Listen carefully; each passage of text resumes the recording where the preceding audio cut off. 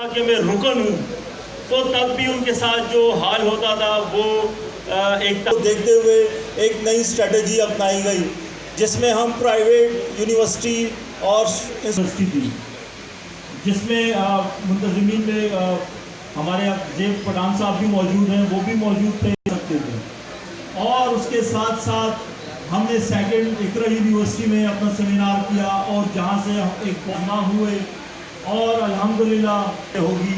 और अल्हम्दुलिल्लाह कराची के अंदर पहली दफ़ा 2008 में तकरीबन 9400 हिसाब से जब हम ये बाबर मार्केट में अपने कैंप लगा, मार्केट के मेंबरशिप कैंप पे अगर एक मेंबर बने और उस पर अखराजात जो हों वो 2009 की मेंबरशिप वो भी उससे बड़ा एक नंबर का हमें आया।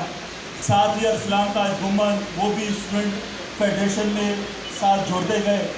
जलसा था उसकी सारी जिम्मेदारी भी इंसाफ से PTI कहीं पर नहीं थी, लेकिन हम as a supporting element supporting. और इसके साथ साथ फिर 2011 की आप सब ने देखा होगा, 2011 में जो पार्टी संसद में आने के बाद लोग तो बहुत आए, उनको ट्रांसफॉर्म भी कर रहा था।